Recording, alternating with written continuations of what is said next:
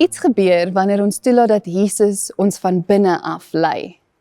Ons kan maar erken, ons is nie eenvoudige wesens nie. Daar's die deel van ons wat God liefhet, die deel van ons wat bestuur hoe ander ons sien, die deel wat uit vrees reageer, die deel wat probeer om alles bymekaar te hou.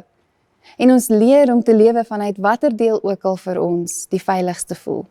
Veral in daai tye wanneer ons onder druk is. Maar die verdeelde self is uitputtend. En Jesus nooi ons na meer. Psalm 84 praat van 'n pelgrimstog, 'n pad wat met moe voete en 'n hart wat draai gestap word. 'n Pad wat op pad na God is, deur gewone dae. En hierdie draai is nie sommer 'n selfverbeteringsmeganisme nie. Dit is om toe te laat dat Jesus lei waar ons verkies om in beheer te bly. Om te draai beteken nie jy verloor jou lewe nie, dit beteken jy vertrou wie jou lei met jou lewe. Jesus sê in Lukas 9, toe het hy vir almal gesê, as iemand agter my aan wil kom, moet hy homself verloon. Elke dag sy kruis opneem en my volg. Want elkeen wat sy lewe wil behou, sal dit verloor. Maar elkeen wat sy lewe om my ontwil verloor, sal dit behou. En dan hoor hierdie vers. Wat help dit 'n mens as hy die hele wêreld as wins verkry, maar homself verloor of te gronde gaan? Die selflose weg is nie die verlies van jouself aan die wêreld nie. Dit is die oorgee van jouself aan die een wat jou kan hou. Dit is die ontdekking van jouself wat nie hoef te beïndruk of voor te gee nie. In die evangelie bereik Petrus 'n oomblik waar sy selfgemaakte identiteit wegval. Daardie self gee hy op. Wat oorbly is rou eerlikheid. En dit is waar daai pad van selfontlediging begin. Die selflose weg is om die weergawe van onsself wat ons so fynkies bestuur en aan mekaar hou, te laat gaan, sodat Jesus kan vorm wat eg is. Hy wys ons wie ons ware self is. En ons forceer nie hierdie verandering nie.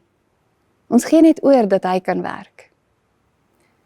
En elke keer as ons beheer laat gaan, en eerlikheid kies, egtheid kies, sit by sy voete kies, of Jesus toelaat om ons patrone te verander, dan draai ons draai weer na hom. So waar vra Jesus jou om hom te laat lei in jou lewe, in plaas daarvan dat jy self alles probeer lei en bestuur en bymekaar hou? Sit gerus met jou hande oop en bid stadig. Jesus, U lei. U mag die leierskap in my lewe neem. En bly vir 'n minuut of 2 in stilte. Dink aan waarheen hy jou lei, hoe hy jou lei. En kies dan vandag een oomblik waar jy normaalweg sou probeer om die uitkoms te beheer en te bepaal, miskien 'n gesprek of 'n besluit of 'n reaksie, maar stop dan eers. Haal asem en bid. Here, sal U my hier lei? En tree dan eers daarna op, na daardie gebed.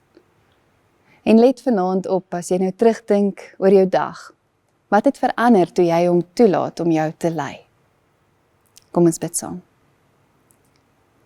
Here, dis nie vir ons maklik om oor te gee nie, dis nie vir ons maklik om toe te laat dat U ons werklik lei in ons alledaagse dinge en besluite nie. Ons hou so maklik vas, ons keer so maklik terug. Maar sal U ons help om met oop hande by U te staan en U toe te laat om ons te lei, om daardie self wat ons geskep het te laat gaan, en by U te ontvang en te leer wie ons werklik is. Dankie vir U teenwoordigheid. Dankie vir U leiding. Amen.